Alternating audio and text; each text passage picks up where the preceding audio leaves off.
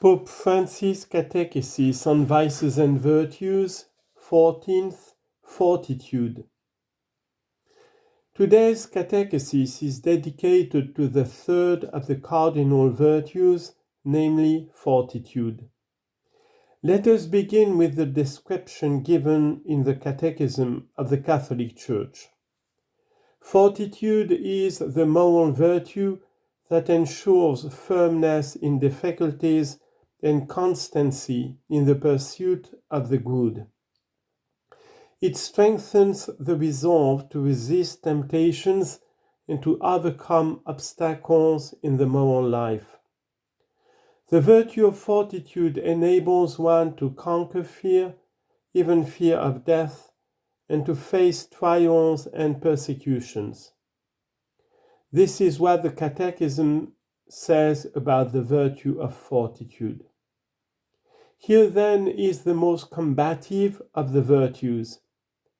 If the first of the cardinal virtues, that is, prudence, was primarily associated with man's reason, and while justice found its in the will, this third virtue, fortitude, is often linked by scholastic authors to what the ancient called the irascible appetite. Ancient thought did not imagine a man without passions. He would be a stone, and passions are not necessarily the residue of a sin. But they must be educated, they must be channeled, they must be purified with the water of baptism, or better, with the fire of the Holy Spirit. A Christian without courage, who does not turn his own strength to good, who does not bother anyone, is a useless Christian. Let us think about this. Jesus is not a diaphanous, ascetic God who does not know human emotions. Quite the contrary. Faced with the death of his friend Lazarus, he breaks down in tears, and his impassioned spirit is apparent in some of his expressions, such as when he says, "I came to cast fire upon the earth, and would that it were already kindled." Luke chapter 12, verse 49. And confronted with the trade in the temple, he reacted with force. Matthew chapter 21, verses 12 and 13. Jesus had passion. But let us now look for an existential description of this important virtue that helps us to be fruitful in life. The ancients, both the Greek philosophers and Christian theologians, recognized the twofold development in the virtue of fortitude, one passive, another active. The first is directed within ourselves. There are internal enemies we must defeat, which go by the name of anxiety, anguish, fear, guilt. All forces that stir in our innermost selves and in some situations paralyze us. How many fighters succumb when they even begin the challenge, because they are not aware of these internal enemies.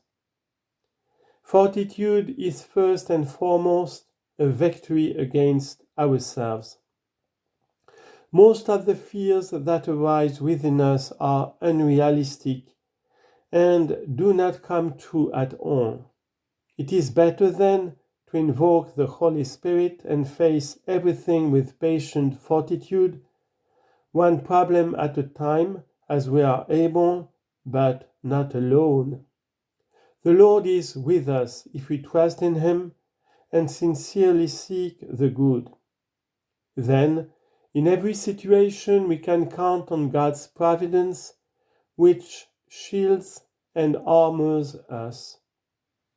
And then, there is the second movement of the virtue of fortitude. this time of a more active nature.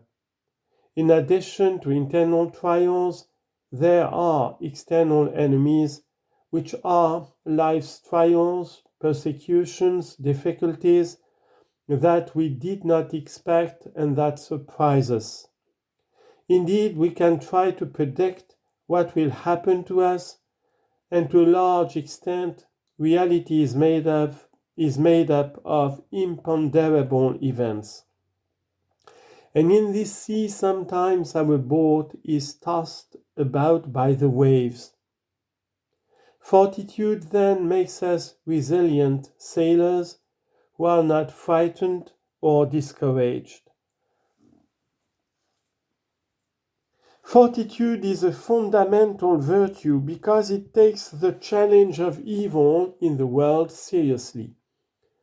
Some pretend it does not exist, that everything is going fine, that human will is not sometimes blind, that dark forces that bring death do not lurk in history. But it suffices to leaf through a history book or, unfortunately, even the newspapers, to discover the nefarious deeds of which we are partly victims and partly perpetrators. Wars, violence, slavery, oppression of the poor, wounds that have never healed and continue to bleed. The virtue of fortitude makes us react and cry out, no, an emphatic no to all of this. In our comfortable Western world, which has watered everything down somewhat, which has transformed the pursuit of perfection into a simple organic development, which has no need for struggle because everything looks the same, we sometimes feel a healthy nostalgia for prophets. But disruptive, visionary peoples are very rare. There is a need for someone who can rouse us from the soft place in which we have lain down and make us resolutely repeat our no to evil and to everything that leads to indifference. No to evil and no to indifference. Yes to progress, to the path that moves us forward, and for this we must fight.